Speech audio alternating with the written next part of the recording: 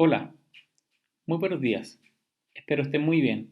Mi nombre es Felipe Garrido Cisternas, tecnólogo médico de profesión, y hoy quiero presentar la ponencia sobre la experiencia de RT-PCR en diagnóstico COVID-19 en un laboratorio del Sistema Nacional de Salud. El laboratorio que acabo de mencionar es el laboratorio clínico del Hospital Dr. Hernán Enríquez Aravena de la ciudad de Temuco.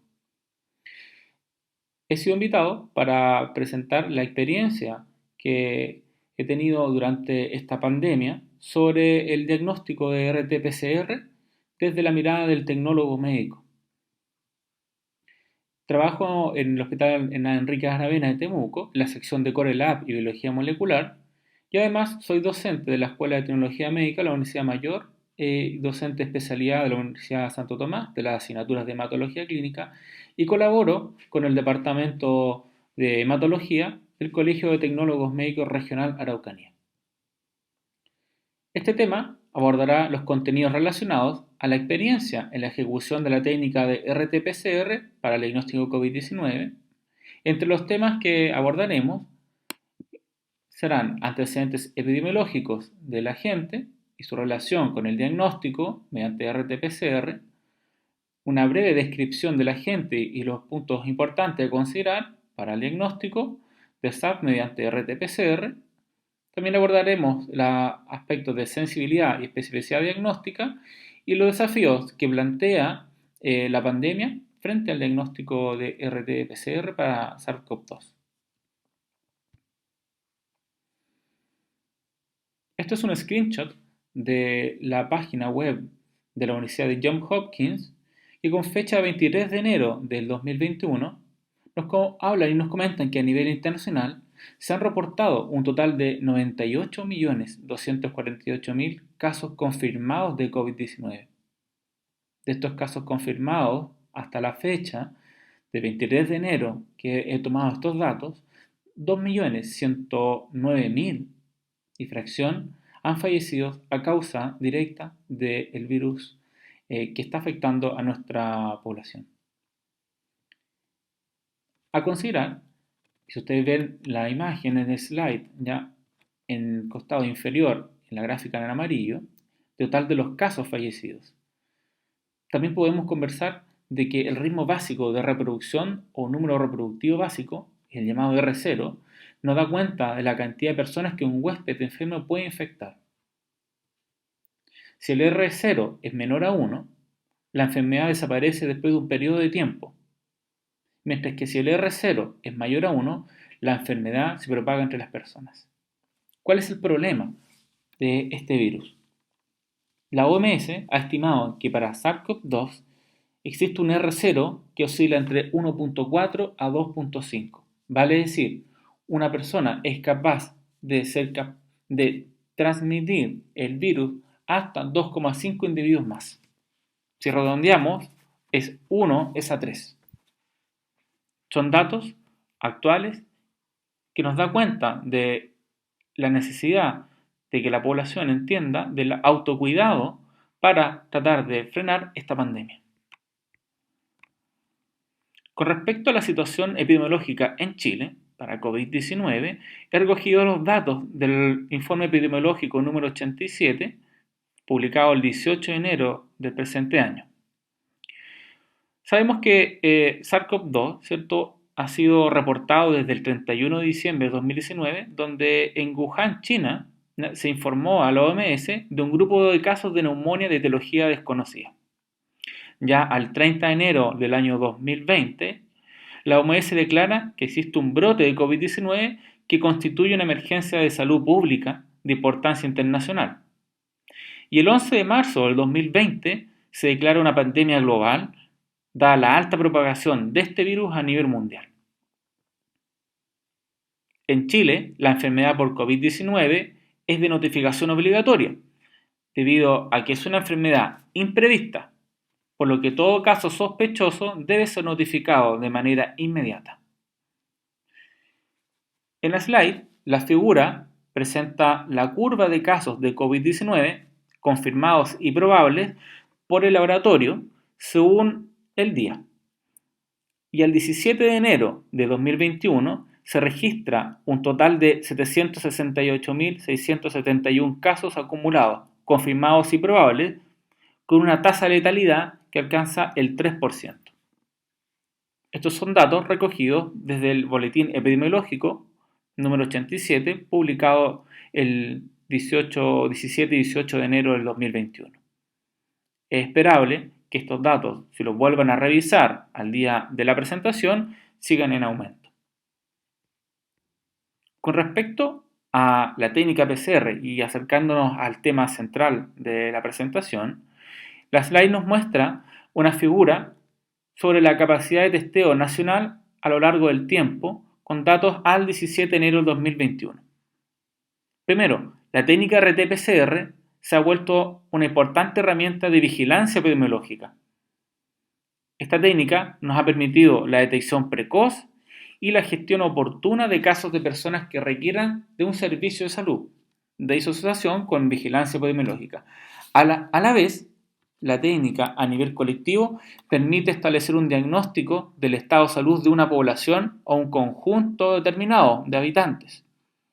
Y de esta manera tomar medidas de prevención y control de enfermedades a nivel poblacional. Es lo que estamos viviendo, por ejemplo, con las fases o etapas que avanzan o retroceden en base al análisis de los datos epidemiológicos a partir de las notificaciones de RT-PCR.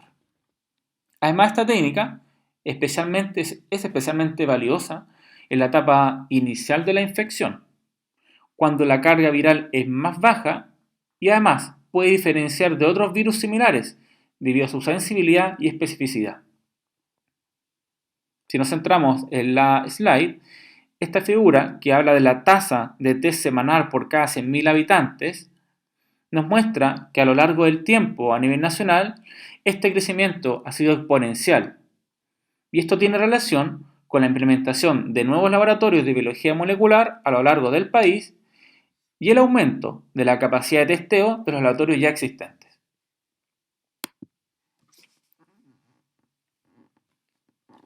En relación al índice de positividad notificada por región, la figura nos muestra el índice de positividad por región. Este índice de positividad de test de PCR indicaría la proporción de resultados de test positivo en las personas notificadas con resultados de laboratorio. Como pueden ver, la meta se ha establecido en un 10% y varias regiones notifican más de 10% positividad del total de sus test reportados. En mi contexto, en mi región, en la Araucanía, notificamos más de 10% de positividad hace ya varias semanas. Actualmente estamos en la fase de cuarentena.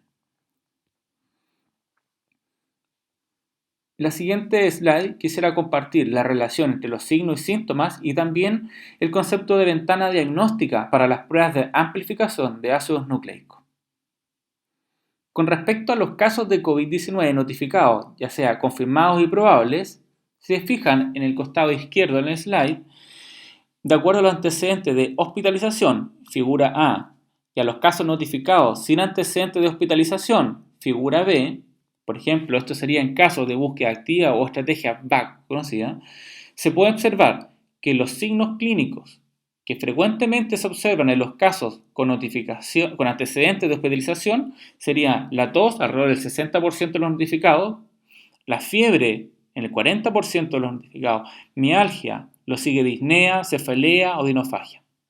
Esos son los signos y síntomas que se presentan en los pacientes con antecedentes de hospitalización. Ahora bien, en pacientes que fueron notificados sin antecedentes de hospitalización, los signos y síntomas clínicos que frecuentemente se observaron son alrededor del 60% fueron notificados con antecedentes de cefalea, 60% aprox, mialgia, tos, odinofagia, fiebre y lo sigue anosmia y ageusia. Estos últimos, la verdad es que han cobrado bastante importancia ya que se presentan alrededor del 20 a un 30% de los notificados. Manejar, por lo tanto, esta información es muy importante, colegas, debido a que la interpretación de los resultados obtenidos de las pruebas diagnósticas tiene una relación, una validación clínica frente a la información que disponemos en el formulario de notificación obligatoria. Vale decir, el resultado de la PCR debe tener una concordancia al menos con el paciente que es sintomático. Pero la pregunta es, ¿qué hacemos con los pacientes asintomáticos? Durante la presentación trataremos de desarrollar esta pregunta. La figura del costado derecho representa la relación entre la carga viral durante la infección por SARS-CoV-2 y el curso clínico de la enfermedad. Y de acuerdo a los datos epidemiológicos, sabemos que el periodo de incubación oscila entre los 2 a los 14 días, presentándose la aparición de síntomas aproximadamente entre el cuarto y el quinto día. Y aquí el problema. Los exámenes de PCR que sean realizados antes y después de la ventana diagnóstica para estas pruebas de amplificación en base a ácidos nucleicos como la RT-PCR mostrarán por lo tanto resultados falsos negativos. Y esto se representa muy bien en esta figura al costado derecho. En un segundo punto, ahora quisiera hablar de la descripción del agente, que ya presentaciones anteriores la han podido mencionar, pero quiero destacar algunos puntos importantes en relación al diagnóstico utilizando RT-PCR. Como sabemos, SARS-CoV-2 es un virus de ARN de sentido positivo, de una sola hebra, single strain. El análisis filogenético ha revelado que este SARS-CoV-2 está estrechamente relacionado, alrededor del 88-90% de similitud, con otros dos coronavirus similares al SARS derivados de murciélagos, pero está más distante al SARS-CoV y con un 79% de similitud y alrededor de un 50% de similitud solamente con el otro virus que causó otros problemas en el Oriente Medio. De ahí su nombre, síndrome respiratorio de Oriente Medio.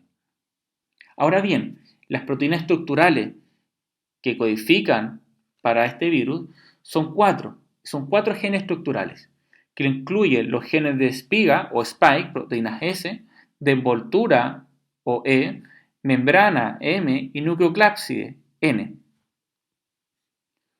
Sabemos que el SARS-CoV-2 es un virus zoonótico y es un miembro de la familia de los coronavirus ARN envuelto. Específicamente, la secuencia general del genoma SARS-CoV-2 es 96.2% idéntico al coronavirus del murciélago denominado Bat-Cov-Rat G13. De ahí se cree, ¿cierto?, que hay un paso zoonótico desde el murciélago al humano. Esto en el contexto de una feria, ¿cierto?, un mercado en Wuhan. SARS-CoV-2 es altamente contagioso y se transmite de humano a humano con un periodo de incubación inclusive de hasta los 24 días en algunas publicaciones. En esta siguiente slide quisiera relacionar el diagnóstico y el mecanismo inmune molecular de COVID-19. Estas etapas que sería la siguiente. Primero, la entrada y replicación. La siguiente etapa sería la presentación antigénica. Posteriormente, el desarrollo de la inmunidad celular y humoral. Mientras el virus entra en las células, su antígeno se presentará a las células presentadoras de antígeno. Los peptidoantigénicos se van a presentar por medio de los complejos mayor de histocompatibilidad, ¿ya?, también llamado HLA en humanos, y luego va a ser reconocido por los linfocitos T citotóxicos específicos del virus. La presentación del antígeno va a depender principalmente de las moléculas de mayor histocompatibilidad, pero el complejo mayor de histocompatibilidad clase 2 también puede contribuir a su presentación. Varias investigaciones han contribuido al desarrollo de esta respuesta inmune molecular. Investigaciones han demostrado que los polimorfismos del HLA se correlacionan con el grado de susceptibilidad de SARS-CoV-2 con algunos subtipos o algunas variaciones o polimorfismos de HLA. De entre ellos destaco la HLA B4601, la HLA B0703, que se han descrito como polimorfismos, ¿ya?, que se correlacionan con una susceptibilidad distinta, ¿ya?, para SARS-CoV-2. Dentro de ellos hay un HLA, el DR0301, que está correlacionado con una protección contra la infección del SARS-CoV-2. Aún estamos en pañales en investigación, ¿cierto? Cómo el mecanismo inmune molecular y patogénico puede estar relacionado con el grado de infectividad, ¿cierto?, del virus. Lo que sí sabemos es que la presentación del antígeno va a estimular posteriormente la inmunidad humoral y celular del cuerpo, y esta va a estar mediado por linfocitos B y células T específicas para los virus. Al igual que en todas las infecciones virales agudas comunes, el perfil de anticuerpos será primeramente de clase IgM y posteriormente de clase IgG. Los anticuerpos de clase IgM van a ser específicos para SARS-CoV-2 y desaparecen alrededor de la semana 12, mientras que los de clase IgG pueden durar por mucho tiempo, o eso es lo que creemos actualmente. ¿Por cuánto tiempo? Estamos en estudio. Esto sí nos indicaría que el anticuerpo de clase IgG puede desempeñar principalmente un papel protector. Comparando la respuesta humoral con el desarrollo de SARS-CoV-2, hay más investigaciones sobre la inmunidad celular dependiente del coronavirus. Varios informes y publicaciones muestran que el número de células T, CD4 y de células CD8 en sangre periférica en pacientes infectados puede reducirse significativamente. De hecho, cuando analizamos el perfil hematológico de un paciente SARS-CoV-2, encontramos una linfopenia que se repite en los pacientes que han sido diagnosticados con SARS-CoV-2. He aquí que debemos comprender la relación entre el mecanismo inmune molecular versus las herramientas diagnósticas, ya que en las etapas de daño pulmonar son las herramientas como el CT o la tomografía computarizada un predictor importante de la presencia de SARS-CoV-2, pero se apoyan también con las herramientas diagnósticas moleculares, como la etapa aguda o inicial de la infección. La herramienta más poderosa sería la RT-PCR. Pero cuando se desarrolla la respuesta humoral, basada en anticuerpos, herramientas como lo de ELISA, ¿cierto? Permitirían, ¿cierto?, tener una mayor predicción de la presencia del virus o la respuesta a él. Lo siguiente es relacionar el ciclo de vida de SARS-CoV-2 con las células huésped y lo que estamos buscando mediante la herramienta diagnóstica RT-PCR, vale decir, los targets. Y los targets que son utilizados comúnmente son los targets para los genes ORF1ab, genes N, E, S y la RDRP. Este ciclo de vida del SARS-CoV-2 en las células huésped comienza cuando el virus, mediante la proteína S, se une al receptor de las células AC2, vale decir, la enzima convertidora de angiotensina de tipo 2.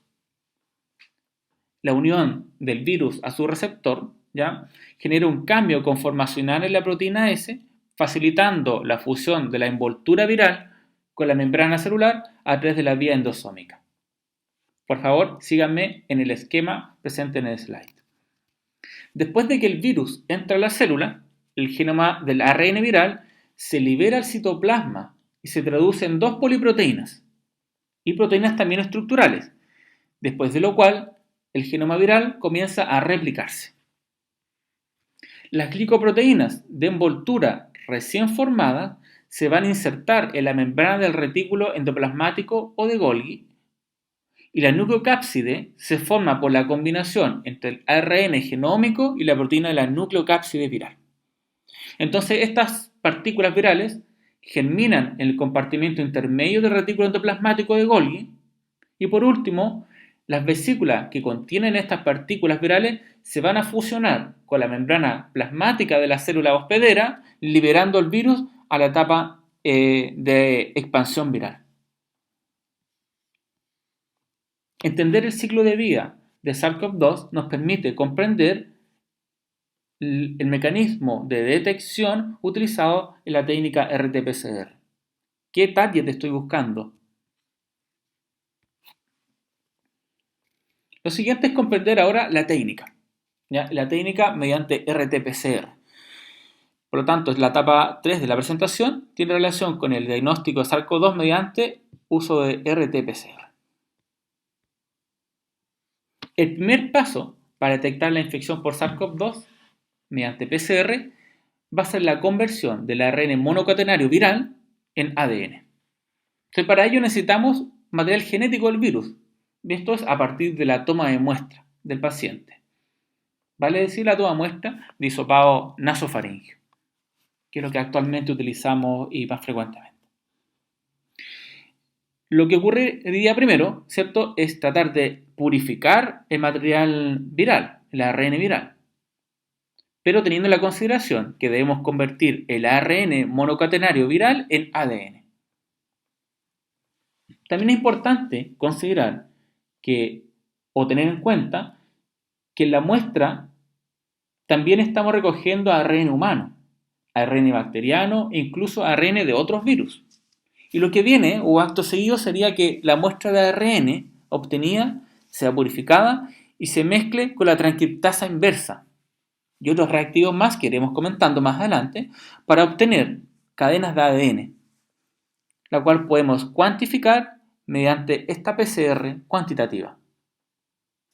A este punto tendremos ADN de muchos orígenes, tanto humano, vírico y bacteriano, pero no todo se va a amplificar con la PCR, vale decir, es una técnica dirigida a ciertas secuencias específicas, en este caso, secuencias de ADN retrotranscripto del virus.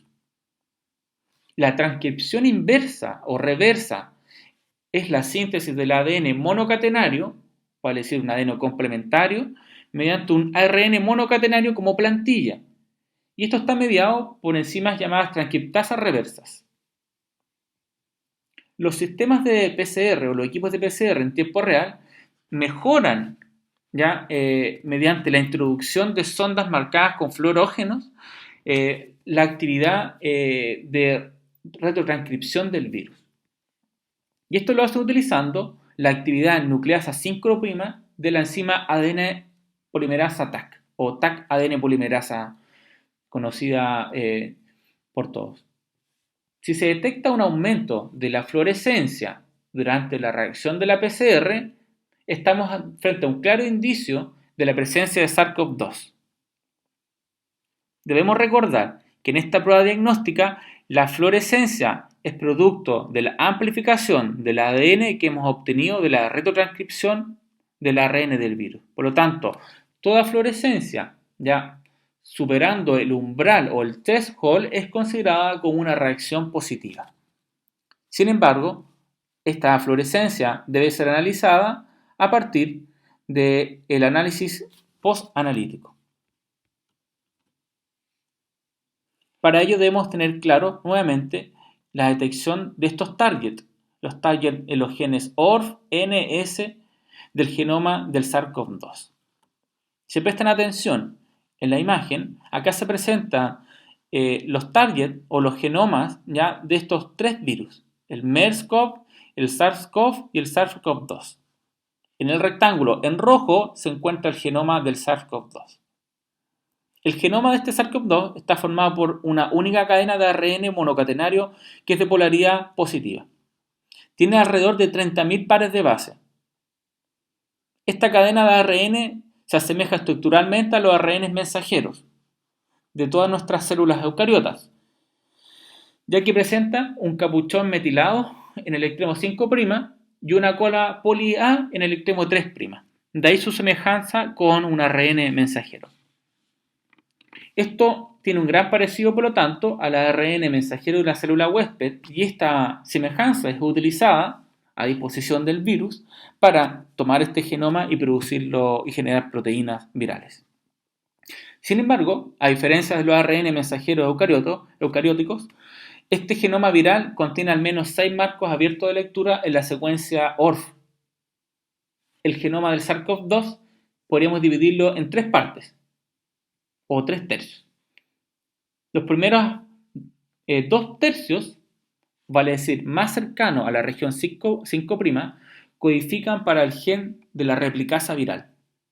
Este gen está constituido por los fragmentos ORF, ORF1A y ORF1B, los que al comienzo de la infección serán traducidos directamente en 2 poliproteínas de gran tamaño llamadas poliproteína 1A y poliproteína 1AB. Estas poliproteínas posteriormente serán procesadas proteolíticamente para generar otras 16 proteínas no estructurales, las NSPS, las cuales estarán implicadas en la replicación del genoma viral y la transcripción del ARN mensajero subgenómico. La última fracción o el último tercio del genoma viral, que estaría más cercano a la región 3', vean el esquema por favor, codifica los genes de las otras 4 proteínas estructurales principales, para decir proteína S o spike, proteína M, proteína E y proteína N. Y además genes de proteínas accesorias. Estudios recientes han indicado y han mostrado variaciones notables, ¿cierto?, en las secuencias del genoma del SARS-CoV-2. De hecho, se han encontrado bastantes variaciones ya en las regiones ORF y recientemente se ha identificado una nueva cepa, entre comillas, para la región S o proteína spike del virus.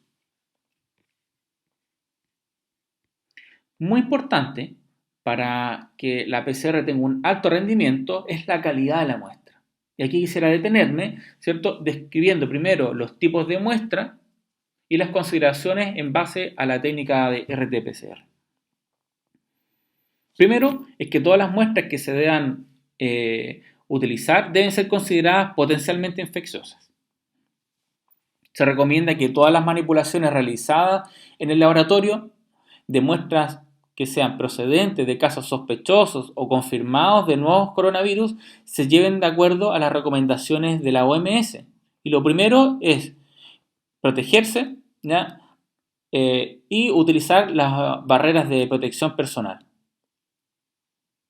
Es prioritario y muy importante que la muestra obtenida sea analizada rápidamente, ¿ya?, para evitar los problemas de conservación, ¿ya?, y pérdida de la estabilidad de la muestra en el tiempo que es obtenida hasta que ésta sea llevada al laboratorio de biología molecular.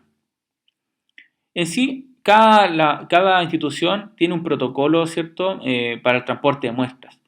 Lo prioritario es que se transporten de acuerdo a las recomendaciones de la OMS, que establecen el triple embalaje. Los servicios clínicos del hospital deben transportar las muestras para el análisis de los contenedores adecuados hasta su llegada al laboratorio.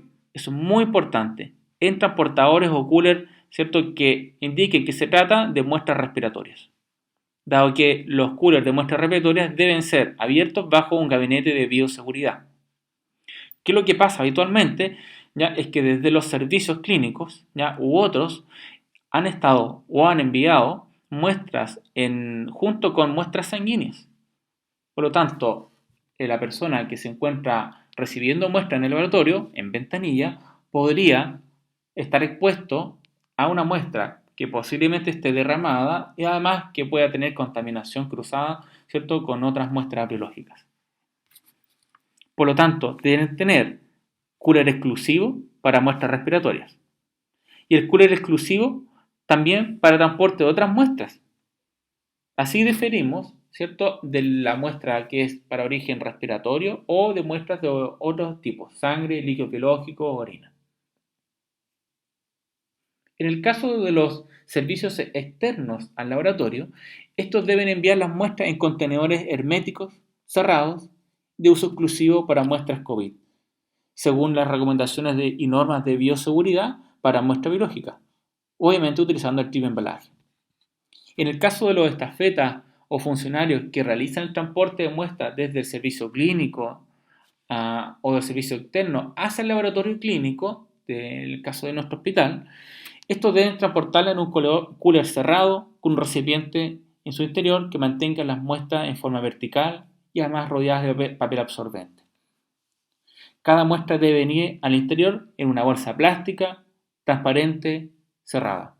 Y el formulario de notificación inmediata para envío de muestra a confirmación de IRA grave y COVID-19, ¿ya?, debe ser separado de la muestra en una bolsa plástica independiente y propia.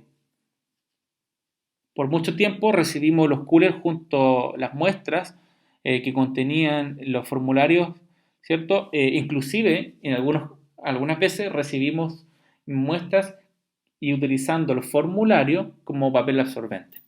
hay de todo.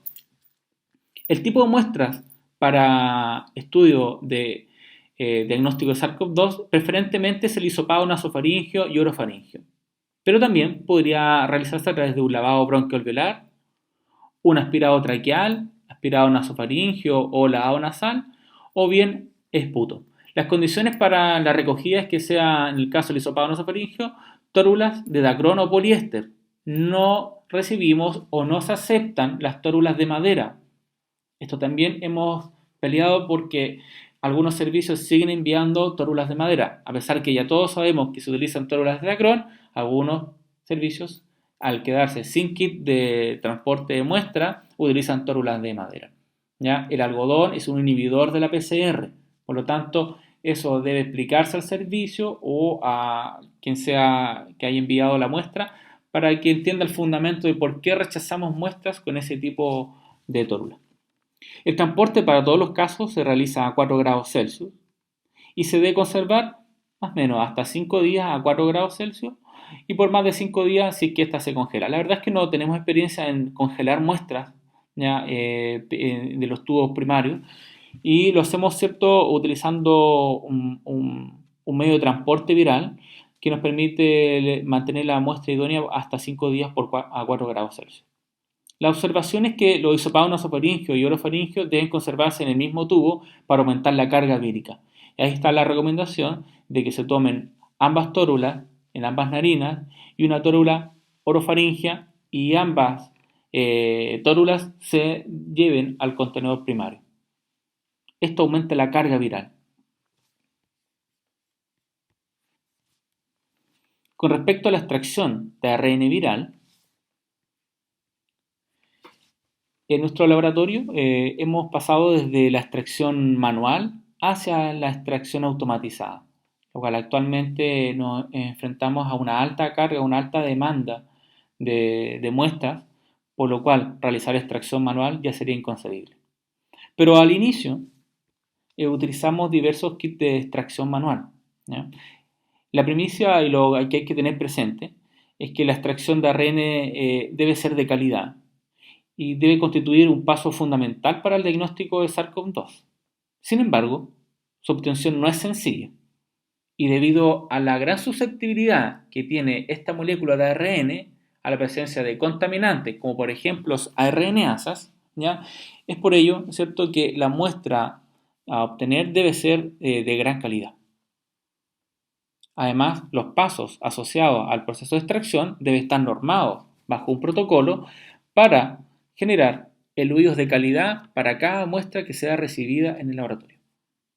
También debemos considerar la calidad y la conservación de la muestra antes de su procesamiento. Como les comentaba, al inicio de la pandemia utilizamos varios kits comerciales para la extracción de ARN viral. El número de muestras que procesamos hasta ese entonces, en marzo, abril, inclusive en junio, era menor y no comparable a la actual demanda de exámenes de PCR actualmente. Alrededor de recepción de 1.500 a 2.000 muestras recibimos diariamente en el hospital regional. El kit con el cual obtuvimos mejor rendimiento de los que están mencionados acá fue el kit Norgen. Este kit Norgen logramos cierto un mejor rendimiento ya que nos daba una menor contaminación final del eluido y la capacidad que tenía este kit, ¿cierto?, de ser manipulado más fácilmente frente a los otros kits, ¿ya? Todos con sus ventajas, pero también con sus desventajas. Con respecto al kit Norgen, este kit Norgen se basa en la purificación por cromatografía en columna en 96 pocillos. Y lo que hace utiliza una resina que ha sido patentada por Norgen, una empresa canadiense, utilizando una matriz de separación. Y lo que ocurre es que el ARN se purifica primero con los otros componentes celulares, como las proteínas. Y el proceso inicial implicaría lisar las células y tejidos, luego se añade etanol al lisado y la solución se carga en la placa de filtro de 96 pocillos. Lo que ocurriría en esta carga de la muestra al pocillo de 96, a la placa de 96 pocillos, es que esta resina atrapa el ARN de manera dependiente de las concentraciones iónicas, ¿ya?, de la molécula. Por lo tanto, solo el ARN se unirá a la resina de los pocillos, mientras que las proteínas y los contaminantes se eliminarán con el flujo de lavados, ¿ya?, o bien pueden ser retenidas en la parte superior de la resina del pocillo. A continuación, solo el ARN se unirá a la resina de los pocillos y viene la etapa de lavado. Finalmente, luego de varios lavados, eliminando toda la impureza restante, se procede a la etapa de ilusión. El ARN total purificado queda en una placa final, listo para su utilización. Si bien los diferentes kits tienen etapas en común, que sería el lisado de las células y tejido, una etapa de homogenización, luego la etapa de binding o unión del ARN, ya sea la resina u otro, la etapa de lavado y finalmente una etapa de elusión.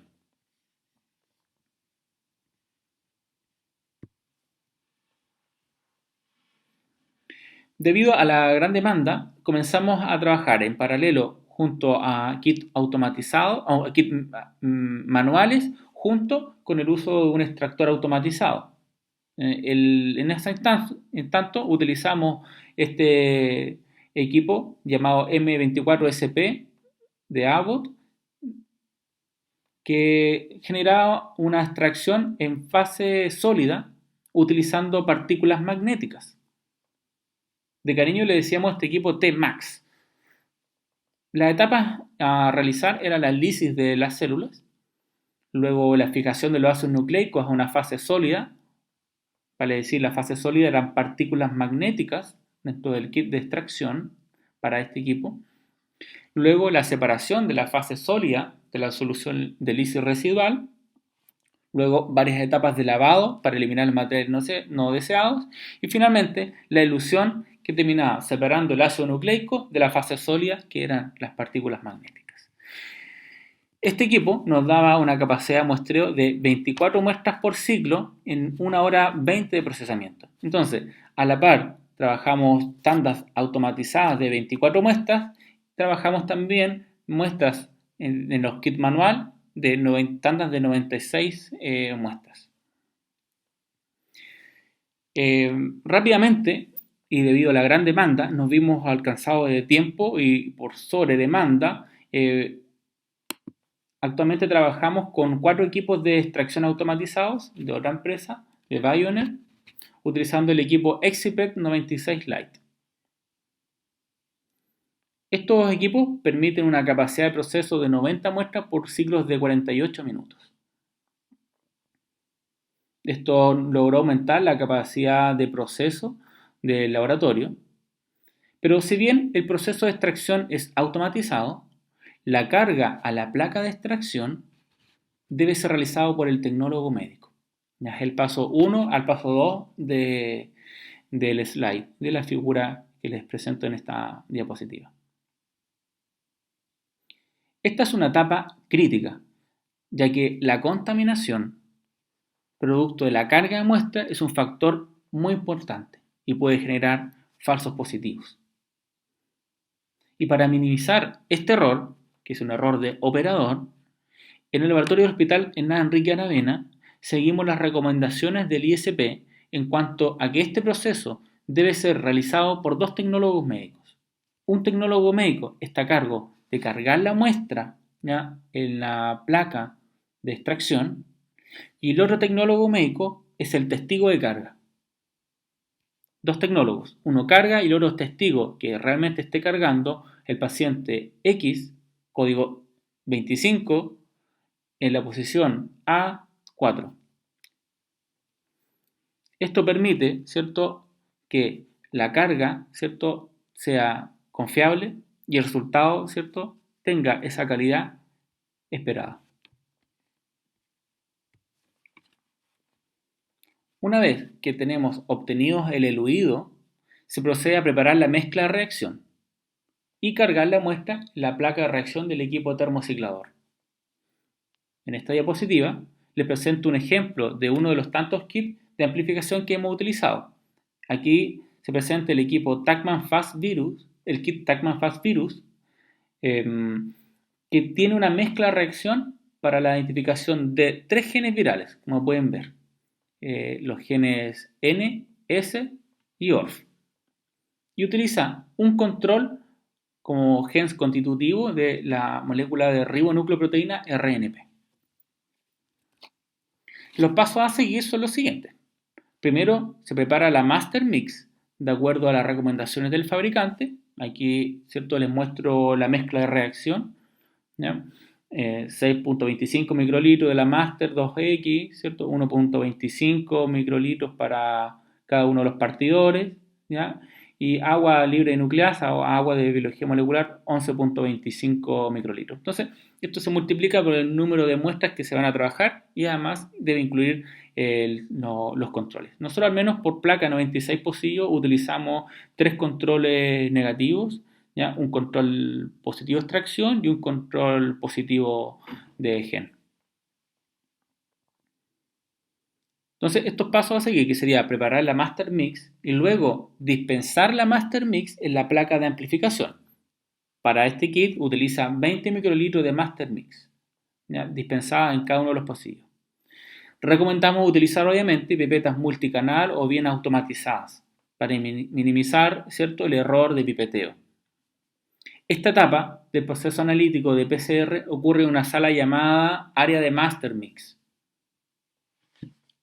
Posteriormente, se dispensa el eluido, que para este protocolo utiliza 5 microlitros. Este se dispensa en la placa de reacción, pero esto ocurre en otra sala independiente llamada área de carga de muestras. A continuación les mostraré estas dos áreas. La área de master mix, aquí se prepara la mezcla de reacción y se dispensa la master mix en la placa de amplificación. Y la carga de muestra se realiza en esta área independiente, aledaña, pero separada, para evitar la contaminación, ¿cierto?, de partículas, ¿cierto?, a la zona de master mix. Una vez tenemos cargada en la placa de reacción la muestra y la master mix, se procede, ¿cierto?, a amplificar y detectar el virus. ¿Cómo lo hacemos? Para ello debemos programar el termociclador. Se configura el protocolo de PCR. Y esto se hace de acuerdo a las recomendaciones del fabricante del kit de amplificación, el tipo de instrumento o termociclador, y además debe atender al protocolo verificado de PCR. En esta slide se muestra el ejemplo de programación del ensayo de PCR utilizando un equipo termociclador de Applied Biosystem, el llamado 7500. Esta etapa se lleva a cabo en un área independiente llamada área de amplificación. Este es el área de amplificación. Ahí está únicamente los termocicladores, los equipos de computadores o notebook para el análisis, ¿cierto?, de la reacción final. Aquí solo ingresa el personal, ¿cierto?, autorizado, siguiendo un flujo unidireccional. Si pueden ver, la muestra desde la etapa de extracción sigue un flujo unidireccional hacia la etapa de amplificación. Ese flujo unidireccional es tanto del personal como de otro tipo de materiales, inclusive lápices u otros deben tener una sola localización, ya que puede ocurrir contaminación de las áreas previas antes de la etapa de amplificación. Ahora, ¿cómo se observan los resultados? Punto 3.6, revisión de resultados. La revisión del resultado se hace a partir del análisis de las curvas de amplificación, ¿ya? Siguiendo el esquema verificado, ¿cierto?, del protocolo PCR. Aquí lo importante es el llamado CT. CT es la medición de la PCR. Es un valor matemático de cuantificación. Tiene relación con el umbral del ciclo o Cycle Threshold, de ahí su nombre, CT, que hace referencia al número de ciclos en un ensayo de RT-PCR que es necesario para amplificar el ARN viral para alcanzar un nivel detectable. Por lo tanto, el valor de CT indica el nivel relativo de ARN viral en la muestra. Es así que cuanto más bajos sean los valores de CT, estos reflejan niveles virales más altos. Entendiendo esto, podemos establecer puntos de corte. Este es un ejemplo para un kit que utiliza 40 ciclos y se establece que negativo sería una muestra cuya amplificación es mayor a 37 CT y positivo cuando la muestra amplifica o es detectable el ARN viral en un CT menor a 35, teniendo una zona de incertidumbre entre los 35 a 37. ¿Qué hacemos con la zona de incertidumbre? Estas muestras se procesan nuevamente desde la etapa de extracción. A continuación, les mostraré otro ejemplo de amplificación. Acá utilizando un equipo Quant Studio 5, utilizando un kit de Roche para 45 ciclos, utilizando el target RDRP y un control EAB como control de amplificación. Para recordar, el target RDRP es también llamado ARN polimerasa dependiente de ARN. La ARN polimerasa dependiente de ARN participa en la replicación y transcripción del genoma del SARS-CoV-2. Es el producto de la distinción de las poliproteínas 1A y 1AB del gen ORF1A y ORF1AB. De ahí la importancia de comprender el ciclo de vida y el genoma viral para poder darle interpretación y validación al análisis de la PCR. Por lo tanto, la detección de este gen es indicativo de la presencia de SARS-CoV-2 en el paciente. Este es un ejemplo del kit Roche para el target RDRP con 45 ciclos.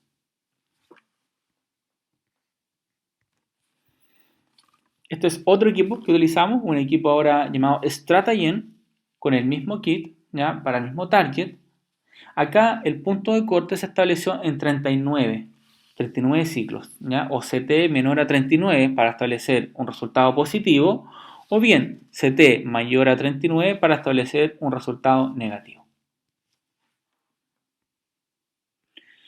Actualmente tenemos tres equipos Exicycler 96 de la empresa Bioneer.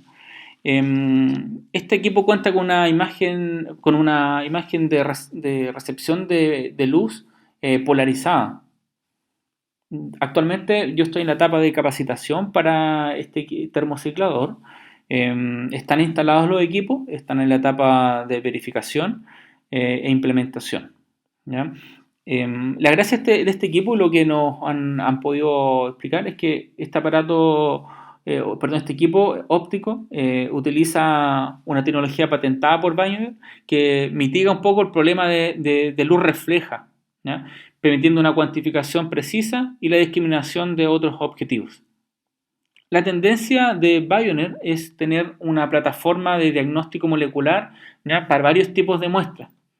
Esa es su propuesta, ¿ya? De tener una plataforma. Además, el equipo está asociado a un software de interpretación de datos.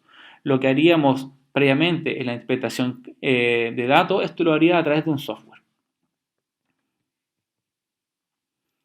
Y ahora vamos a la parte, a mi gusto, más importante, ¿ya? Y a mi criterio de mayor relevancia de la etapa de PCR, el análisis post-analítico,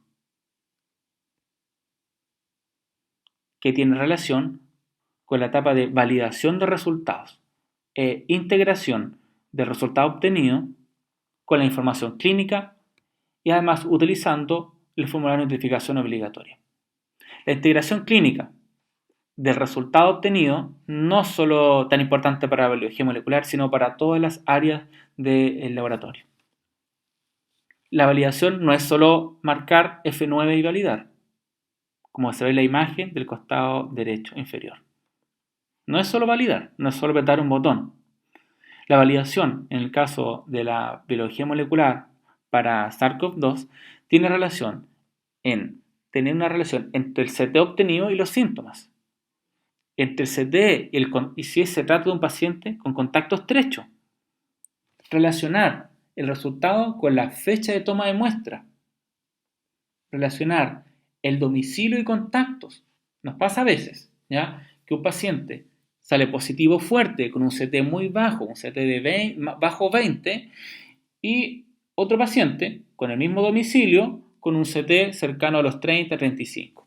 Nos preguntamos, ¿el positivo fuerte, cierto, ha contagiado al positivo que dio más débil? ¿O el positivo débil está saliendo o está entrando de la enfermedad? Son preguntas que nos hacemos al momento de la validación.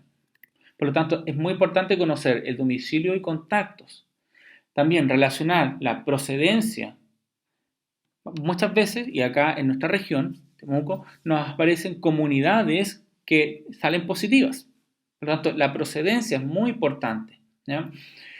También relacionar si se trata de un estudio de brote, o por ejemplo brote intrahospitalario, ¿cierto? En algunos servicios hemos tenido brotes. Entonces, pacientes del mismo servicio es probable que tengan resultados de PCR positiva. O bien si se trata de muestras provenientes de pacientes de estrategia BAC o búsqueda activa de casos. Creemos que en la búsqueda activa de casos deberíamos tener, ¿cierto?, una frecuencia de positividad más baja, pero nos encontramos con sorpresas, ¿ya? Por eso mismo nuestro índice de positividad es de sobre el 10%. También debemos relacionar si esta PCR, este resultado, se trata de la primera muestra, es la segunda muestra, es una tercera muestra. Esto ocurre, ¿ya? ¿Y qué nos pasa muy a menudo?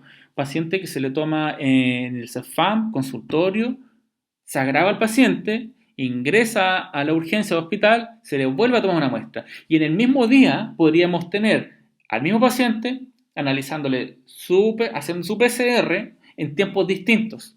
Primera y segunda muestra. Ocurre, colegas.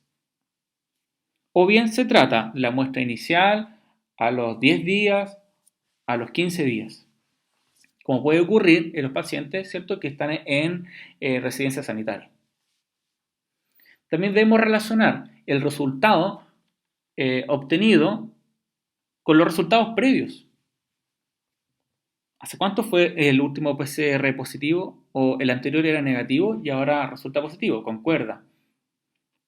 Pero un resultado positivo con 1 o 2 días de diferencia, ahora un nuevo resultado negativo, ¿cómo lo hago? ¿Cómo valido esto? ¿Concuerda con la clínica? Y finalmente, y muy importante, tener conocimiento de los antecedentes de la curva epidémica nacional y local. De ahí que la presentación al inicio tuvo antecedentes epidémicos, ya de la curva epidémica nacional. ¿Qué significa el resultado positivo o resultado negativo? Para ello existe en la página 9 del informe epidemiológico, usted puede ver cómo impacta el resultado de la PCR, ¿cierto?, siendo positiva, negativa, y qué significa la categoría indeterminada. Para nosotros una categoría indeterminada es el no concluyente. Hablaremos de eso. Un positivo es un caso confirmado. Por lo tanto, a ese paciente se le realiza manejo clínico según el estado del paciente y se lleva aislamiento por 11 días. Tercero, se hace búsqueda y cuarentena de contactos. Eso es un verdadero caso confirmado. Una PCR negativa es un caso descartado. Y una PCR indeterminada, o vale decir no concluyente, es un caso probable. Ese caso probable se debe, 1, a hacer manejo clínico según el estado del paciente. Se pone en aislamiento por 11 días, pero al mismo tiempo se le repite la PCR. Si la PCR da positiva, se transforma en un caso confirmado. Si la PCR da negativa, sigue siendo un caso probable.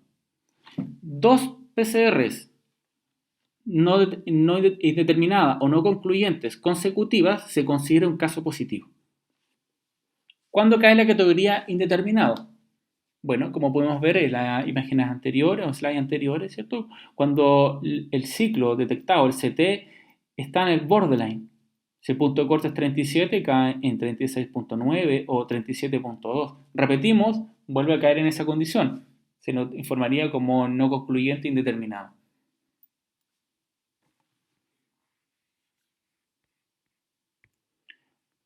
El cuarto punto a comentar es sobre la sensibilidad y especificidad diagnóstica de la RT-PCR. Sabemos que la RT-PCR se ha convertido en el estándar de oro para el diagnóstico de COVID-19, pero solo tiene una sensibilidad de entre 66 al 80%. Esto nos da cuenta que el 23.3% de los pacientes con COVID-19 siguen siendo positivos para SARS-CoV-2, inclusive las heces. Incluso cuando la ARN viral ya no es detectable en el tracto respiratorio, de acuerdo a este estudio conducido en China. Este estudio habla de la evidencia ya de la infección gastrointestinal por SARS-CoV-2. Ahora, cuando hablamos de sensibilidad y especificidad diagnóstica, quisiera tomar este estudio para dar cuenta de esto. El 20 al 34% de los pacientes con COVID-19 darían negativo a pesar de estar infectados. ¿Por qué? Sabemos que la sensibilidad es del 66 al 80%. El 20 al 34% de los pacientes de cada 100 darían negativo para la RT-PCR. Y esto es porque se someten a los pacientes a la prueba en las primeras fases de la enfermedad, en la cual, ya lo discutimos, la carga viral está por debajo del nivel de detección. Entonces, someter al paciente a la RT-PCR antes del inicio de los síntomas ya probablemente genere resultados falsos negativos.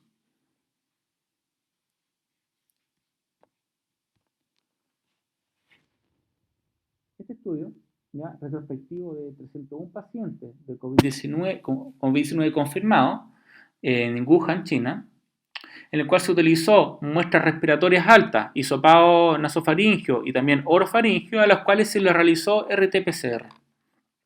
A estos pacientes se les hizo un testeo secuencial, 3 veces. ¿Ya? Esto generó 1.113 resultados de 301 pacientes.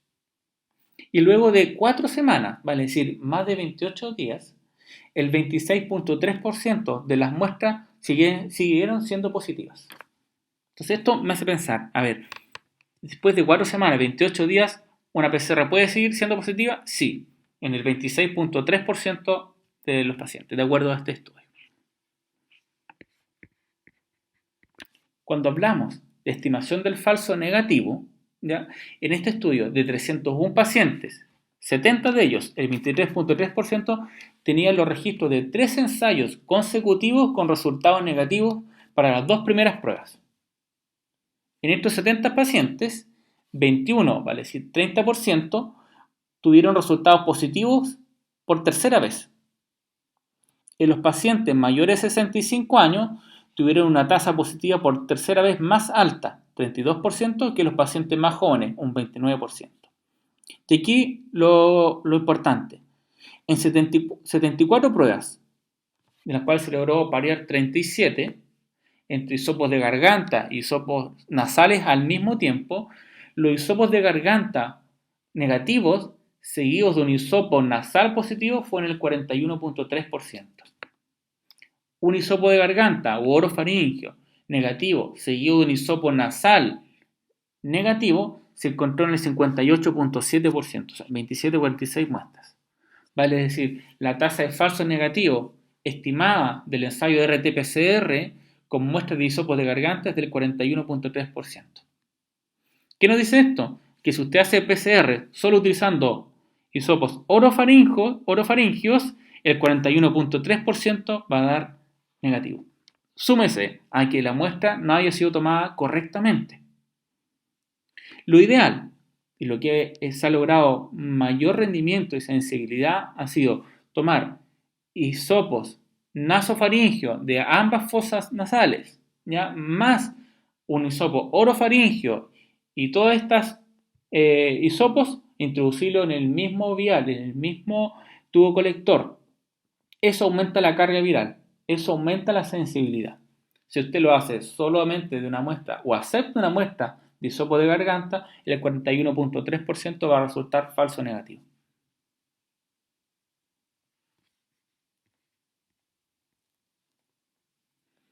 Quiero plantear algunos desafíos, ¿ya?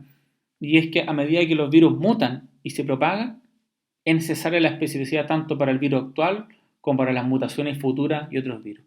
Fíjense que esta imagen la recogí hace 2 y 3 meses, ¿ya?